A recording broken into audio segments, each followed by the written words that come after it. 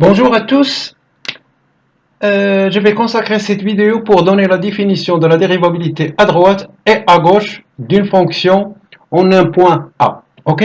Je vais commencer par la définition de la dérivabilité à droite, c'est-à-dire de ce cas. Ok?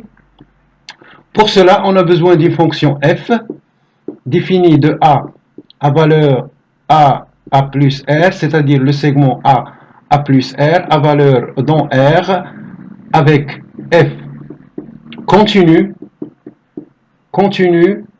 sur l'intervalle A plus R et la condition A un élément de R non nul strictement positif, c'est-à-dire positif strictement non nul. On dit que la fonction f admet une limite à droite au point A si la limite de f' moins f'a sur x moins a lorsque x tend vers a, ok, avec x supérieur à a, appartient à R.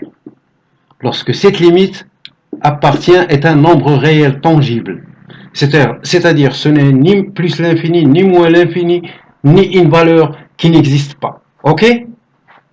Ce rapport, on peut l'écrire autrement, limite de f'x moins f'a sur x moins a avec x supérieur tend vers a+. Pour mentionner a+, pour mentionner qu'on parle des x qui sont supérieurs à a, parce qu'on n'a aucune information sur les x qui sont ici, inférieurs à a. Ok? Dans ce cas, lorsque ce rapport existe, on le note par f' de a comme la dérivée de a avec un petit d ici, droite. Ok? Je pense que je suis clair. Ça, c'est la première définition. Mais ce rapport, on peut l'écrire autrement aussi par limite de f'x plus h moins f'a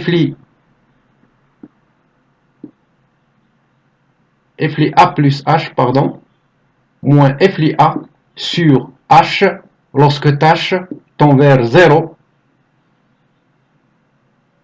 0 avec h supérieur à 0, ou même ici on peut le remplacer par h tend vers 0 plus, pour mentionner les h qui sont supérieurs à 0.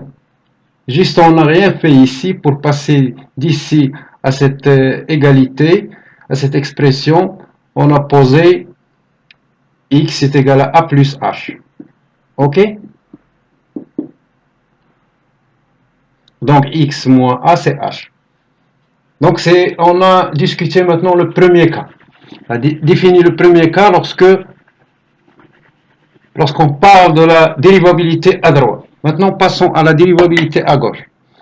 On a besoin d'une fonction f avec les conditions a moins r, r, a moins r, a à valeur dans R, c'est-à-dire cette fonction définie sur cet intervalle avec la condition A strictement positive, oui, et f continue sur cet intervalle, continue sur l'intervalle A moins R, A.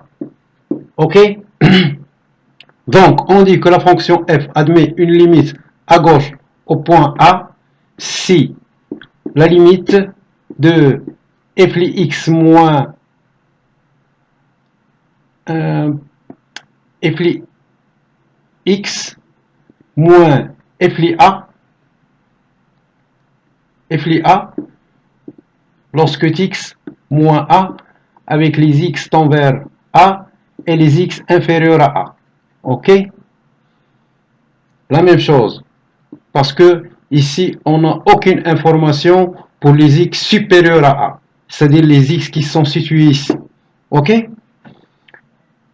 Lorsque cette limite existe et appartient à R et lorsqu'elle est ni moins l'infini, ni plus l'infini, et qu'elle existe, et un nombre réel, dans ce cas, on peut l'écrire elle aussi par f x moins f a sur x moins a, x tend vers a moins, pour mentionner qu'on parle des x qui sont inférieurs à a. Et dans ce cas, on note le nombre dérivé à droite par f' de a. On le mentionne par un g ici, c'est-à-dire pour, pour montrer qu'on parle de la dérivabilité à gauche de ce point. Ok? La même chose, ce rapport, on peut l'écrire autrement. Limite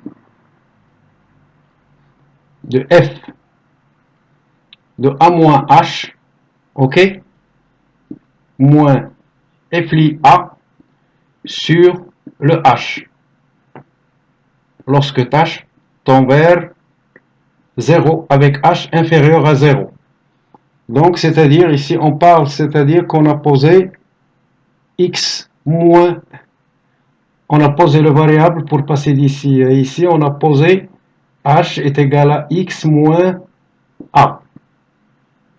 C'est-à-dire que x moins a,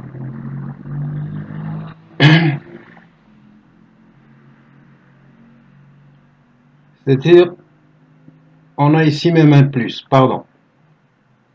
Le x, c'est le h plus a. Oui, c'est ça. La même chose. C'est le nombre dérivé. OK?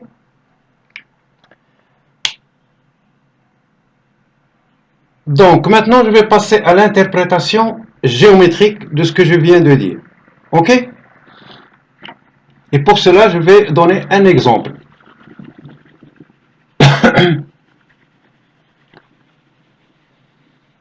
Je vais travailler avec la fonction f x,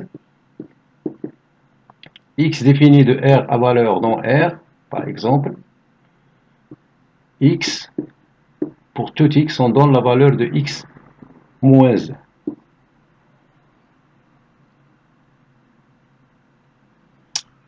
Donc, pour cette fonction elle est continue sur R, oui.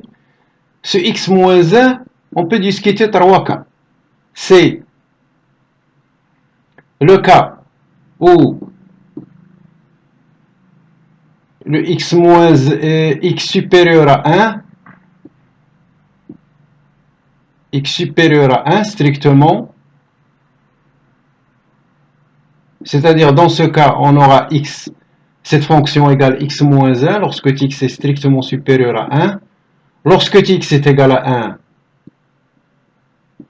cette fonction prend la valeur de 0, oui. Et lorsque x est inférieur à 1, cette fonction est 1 moins x, oui. Maintenant, on calcule la limite à droite et à gauche au point 1. Donc, au point 1, c'est-à-dire limite de f x moins f 1 sur x moins 1, oui, lorsque x tend vers 1, avec les x supérieurs à 1, c'est quoi ça? C'est les x supérieurs à 1, c'est-à-dire x moins 1 moins le f de 1. Le f de 1, c'est 0. Donc, c'est x moins 1, c'est la limite. Ça nous donne combien lorsque x tend vers 1? X supérieur à 1, ça nous donne 1. Donc, f' droite de 1, c'est 1. Maintenant, passons pour le calcul du nombre à droite. À gauche, pardon. Donc, la limite de f x moins f de 1 sur x moins 1 lorsque les x tend vers 1 avec x inférieur à 1, Dans ce cas, on va travailler, ça nous donne 1 moins x sur x moins 1, avec une limite ici, x tend vers 1, x est inférieur à 1, donc c'est moins 1. C'est ça, f gauche de 1 pour cette fonction. Ok? Autre chose, mes chers, je vais essayer de dessiner cette fonction. Elle a la même allure que la fonction valeur absolue de x, mais avec quelques changements. Donc on va voir ici. On a le point 1 ici. On travaille avec la fonction x moins 1. Donc, cette fonction, elle est comme ça. Elle est positive et elle a cette allure.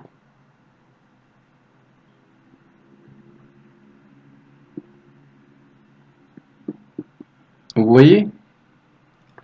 Pour le point, pour x est égal à 1, on a les zéros. Et ce sont des droites. Ok. Voilà, c'est le graphe de cette fonction. F.